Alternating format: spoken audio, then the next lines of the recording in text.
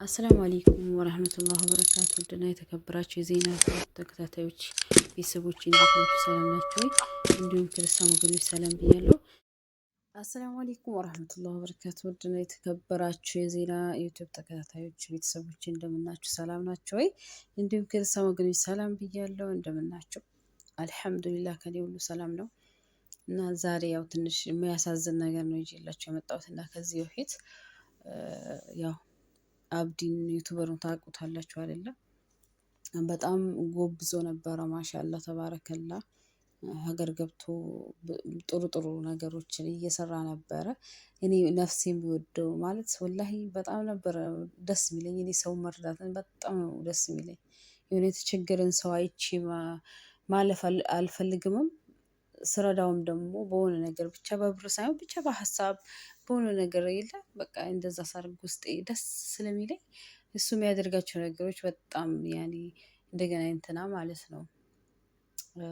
የወጣቱ ልጅ ማሰረብነት በጣም አድናቂው ነኝ በነገራችን ላይ በጣም እና እሱም ያን የተገበረ ነበር። በመሃል ደግሞ ሱብሃንአላህ ህይወታችሁ ምን እንደሚገጥማችሁና እቺ ዱንያ ወላሂ በጣም ከባድና ሱብሃንአላህ አሁን የሆነ ነገር እንትን ብንል ከሰዓት ምን እንደምንሆን ጠዋት ምን እንደምንሆን አናቅም። የሚያውቀው አላህ ነው እና በጣም ነው የሚያሳዝነው ልጁ ማለት ነው። ሱብሃንአላህ ያው ፈራጁ ሀቁን የሚያውቀው አላህ ነው፣ እኛ አናቅም። ተባብሯል ወይ እውነት ተባብሯል አልተባበረም የሚለውን እኛ አናቅም። የሚያውቀው አላህ የፈጠረው ረብል ዓለሚን ብቻ ነው፣ እኛ አናቅም ማለት ነው። እና ያው ልጁ ያው የሞተው ልጅ ራሱ በጣም ነው የሚያሳዝነው። እና ሊላሂ ወኢና ኢለይሂ ራጂዑን። አላህ ይራህመው፣ ለቤተሰቡም አላህ መጽናናቱን ይስጣቸው፣ ሰብሩን ይስጣቸው። ያው ከባድ ነው በጣም ነገሩ። ያው እንደተባለው ቤት አንኳኩቶ ነው ከገደለው በኋላ ቤት አንኳኩቶ ነው አብዲ ቤት የገባው አሉ የሰማነው ከዚህ በፊት። ከዛ በኋላ ያው እሱ ከፈተለት። ሌሊት ነው ልብስ ስጠኝ ምናምን ብሎት ነው። ያው እዛ ቤት ነው የተያዘው። ፖሊስ የከበበው የአብዲን ቤት እቃው ተሰብረዋል ምናምን እዛ ገብቶ አድሮና ወላሂ ከመጥፎ ጓደኛ መዋል ያው ለዚህ ያበቃል ማለት ነው። ጓደኛ ስትመርጡ ምን አይነት ጓደኛ እንደሆነ አጣሩ፣ ጀርባውን አጣሩ። ዝም ብላችሁ ጓደኛ ያው አትያዙ ማለት ነው። ከዚህም በፊት ብዙ ሰማን። ባለፈውን ሳውዲ ላይ ሱብሃንአላህ ልትወልድ 5 ቀን የቀራትን ሴት እንግዲህ በጣም በሚያሳዝን ሁኔታ በኬክ ውስጥ መርዝ ጨምራ ምታውቃት ነበረች አሉ። እሷ ያኔ አብረው ነበረ የሚኖሩት አሉ አንድ ላይ።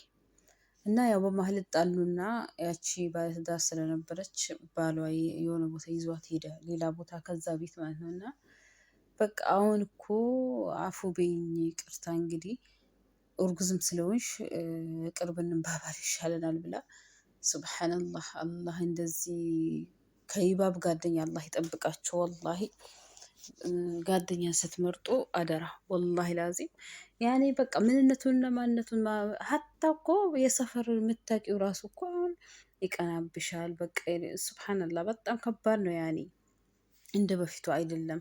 ጓደኛ ቀረ ድሮ ማለት ነው።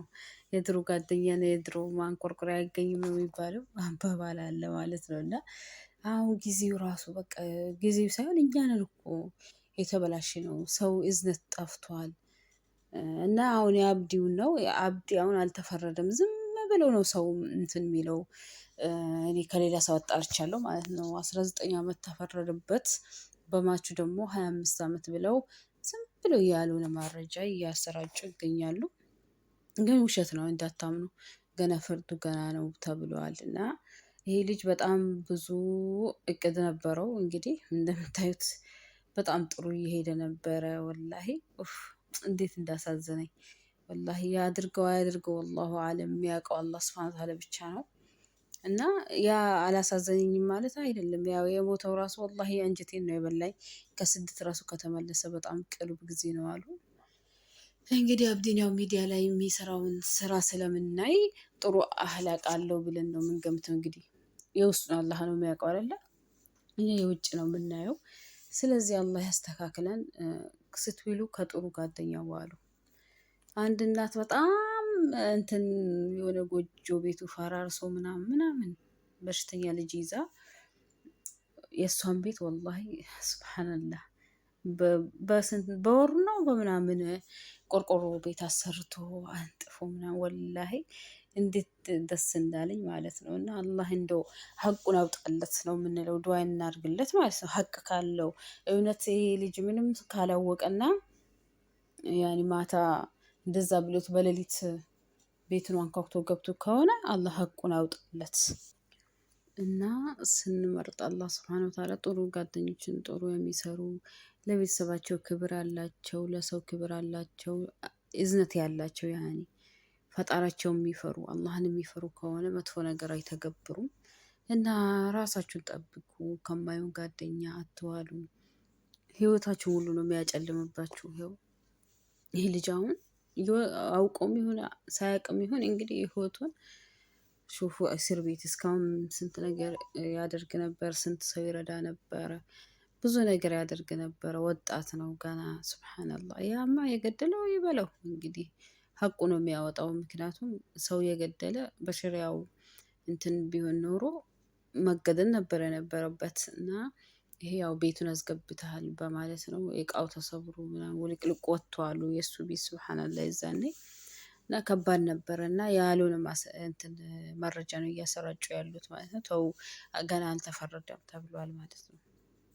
አጣርቼ ነበረ አልተፈረደበትም ተብሏልና ተው ያልሆነ መረጃ ታሰራጩ አደራችሁን እላችኋለሁ። የኛ ሀገር እንግዲህ መቀለብ ነው እንግዲህ። ሰው ገደለ፣ ህፃናት ተደፈሩ፣ ማድረሹ ገደሉ፣ ተገደሉ፣ ስንት ታገቱ። እኛ ጋር ፍትህ የለም፣ ፍትህ ማፊ። ያው አላህ ፍትሁን እሱ ያምጣልን እንጂ ከሰው ፍትህ አይገኝም። በእርግጥ ግን ፍትህ ፍትህ ብንልም ምንም ያው ድምጻችንም አይሰማም። ስንት ሴቶች ባገቡ በሁለት ቀን በሶስት ቀን ይሞታሉ፣ ይገደላሉ በባላቸው። ሱብሃነላህ። ስንት ዘመን ሁሉ አፈቅርሻለሁ እያለ ስንት አመት እያለ ውሸቱን አምጥቶ ይገላታል። እኛ ሀገር በጣም ብዙ ጉድ እኮ ነው ያለብን። እና እኛ ሀገር ያው መንግስት ነው የሚቀልበው እንግዲህ ይቀልብና ይወጣል። ፍትህ ስለሌለ ማለት ነው። አላህ ስጥር ወላሂ። እና ጓደኛ ስትይዙ ምረጡ። ይኸውና ህይወቱን የጨለመበት ባላወቀው ነገር ነው የተባለው። እንግዲህ እንደተባለው ከሆነ ይኸው ተባብረሃል ተብሎ ነው እንግዲህ የዛኔ ይሄ ሁሉ እርጅብን የወረደበት። ሱብሃነላህ። እና አላህ ሀቁን አውጣለት። ያው መቼም እናንተ የሰራችሁትን የምታጭዱት ሀቅ ካላችሁ ፈጣሪ የትም ብትሆኑ ቤትም ጨለማ ውስጥ ብትሆኑ ፈጣሪ ከእናንተ ጋር ነው። ያው እስር ቤት እኔ አላውቀውም፣ አላህ እስር ቤት አያስገባኝ። እና ቢሆንም በቃ እስር ቤት እስር ቤት ነው።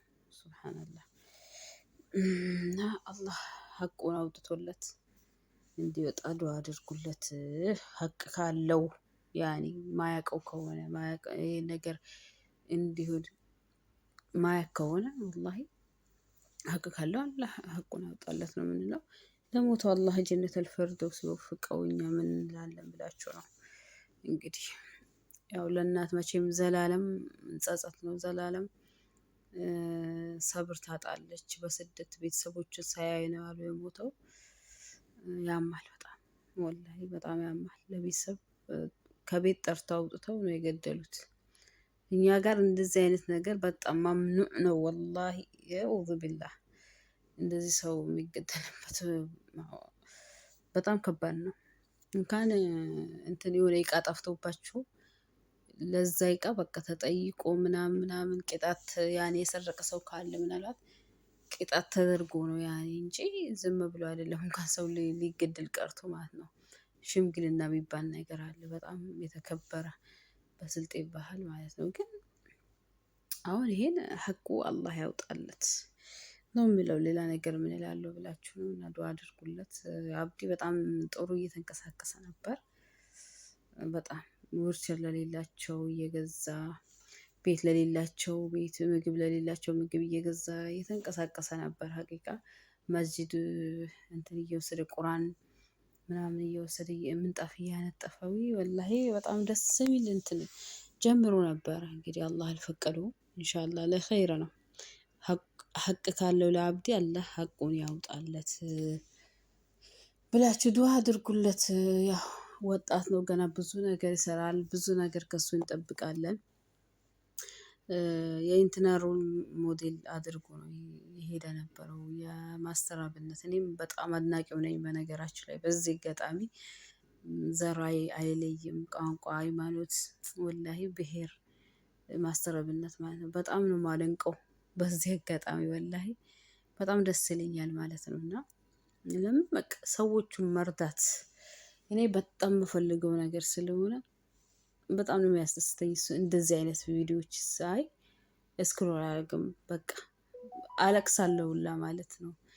እንደገና ፌስቡክ ቢጠቀሙ ማን ነበር እሱ ልጅ ራሱ ለሌላቸው አባቶች ምናምን የሚረዳው።